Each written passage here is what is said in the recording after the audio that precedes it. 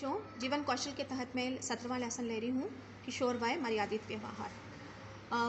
मर्यादा किशोर वय का तात्पर्य सुरक्षित, संयमित, मर्यादित, सामाजिक रूप से स्वीकृत संबंधों से है। चरित्रवान, बुद्धिमान, समर्थ, ऊर्जावान नागरिक ही राष्ट्र का निर्माण करते हैं। कामुक, आलसी, प्रमादी, निस्तेज, निरुत्साहित, कमजोर, भीरू, निराशावादी नागरिक के द्वारा राष्ट्र कभी भी प्रगति के पथ पर नहीं बढ़ सकता है। जीवन के प्रत्येक क्षेत्र में हमारी पारंपरिक, सामाजिक, संवैधानिक मर्यादा होती है। यदि हम मर्यादाओं का अतिक्रमण करते हैं तो समाज का संतुलन बिगड़ता है। हमारे व्यक्तिगत एवं सामाजिक जीवन में भी सुख और अशांति पनपती है। अमर्यादित जीवन से समाज का विघटन, भय, अशांति पैदा होती है। यौन सुख के लिए भी निर्धारित मर्यादा की परंपराओं से हमें पालन करना चाहिए, अर्थात एक सीमा में रहकर ही हमें काम सुख के भोगना चाहिए, अन्यथा परिणाम बहुत ही खतरनाक हो सकते हैं। यौन व्यवहार के संबंध में कुछ महत्वपूर्ण बिंदुओं पर हमें अवश्य चिंतन करने की आवश्यकता होती है। यौन व्यवहार यदि असंयमित होता है तो वही दुराचार और व्यभिचार, अनाचार जैसे शब्दों का व्यक्त किया जा सकता है। संपूर्ण सृष्टि पर यदि दृष्टि डाला जाए तो हम पाएंगे कि मनुष्य को छोड़कर शेष सभी प्राणी यौन व्यवहार केवल मात्र संतति उत्पत्ति के लिए ही करते हैं। अनंतरदायित्वपूर्ण यौन व्यवहार परिणाम रोग, दुख, अवसाद, आलस, प्रसाद, अशांति, प्रेम संबंध, हमारी आंतरिक हार्दिक संवेदनाएं, एक माँ पुत्र से, गुरु शिष्य से, मित्र मित्र से, भाई बहन के रूप में गहन प्रेम होता है, परंतु वास्तव में वासना लेश मात्र नहीं होती है। अतः विद्यार्थी काल में किशोर किशोरियों के एक दूसरे के साथ मित्रतापूर्ण रहना चाहिए। वासना प्रेम को मिटाती है, बढ़ाती नहीं है।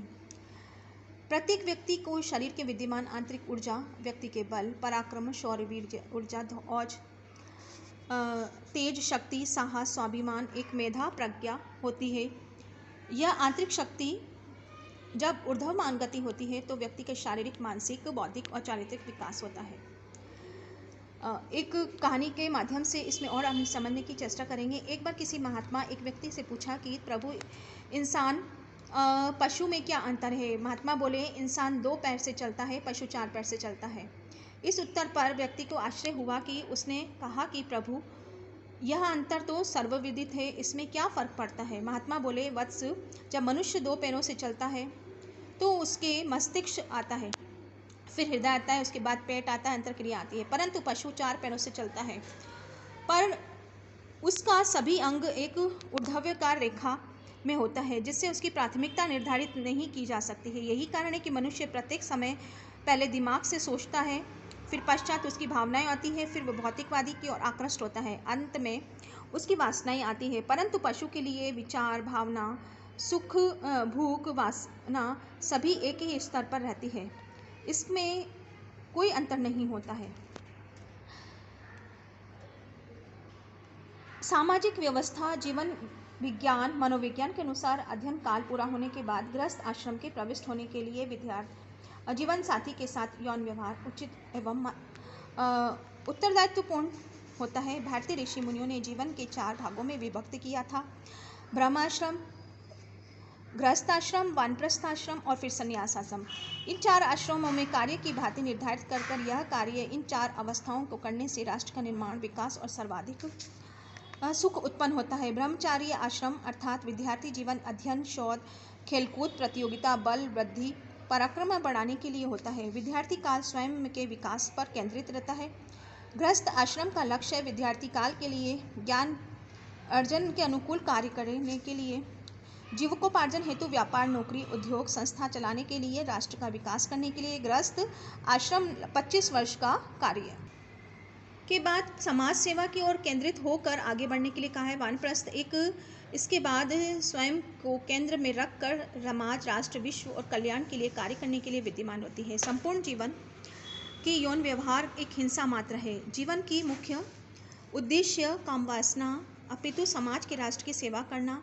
अतः असमय में यौन व्यवहार शारीरिक, मानसिक, बौद्धिक विकास की धारा में अवरुद्ध कर देती है। असुरक्षित बहुसंगी यौन व्यवहार एड्स जैसी घातक बीमारियों के कारण बन जाती है। अमर्यादित यौन व्यवहार के से अपमान, अपयश, आत्मग्लानि पैदा होती है। विद्यार्थी काल यौन व्यवहार के लिए नहीं होती है, अपितु चरित्र निर्माण, व्यक्तित्व विकास, बल, बुद्धि, पराक्रम, शौर्य, साहस स्वाभिमान में वृद्धि के लिए होती है। उत्तरदायित्वपूर्ण यौन व्यवहार के लिए निम्नलिखित बिंदुओं पर ध्यान देने की आवश्यकता होती है। यौन व्यवहार विवाह के बाद सामाजिक व्यवस्था के अनुरूप पति पत्नी के लिए करना होता है।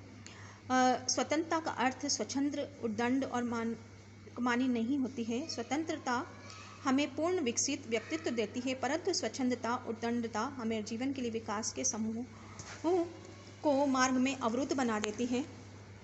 आज अधिकांश किशोर किशोरियां स्वतंत्र उद्दंडता के अंतर न समझकर उद्दंडता की ओर स्वतंत्रता का समझ बैठते हैं और विकास के बजाय विनाश की ओर अग्रसर हो जाते हैं। इस संकीर्ण मानसिकता को हमें बदलना होगा।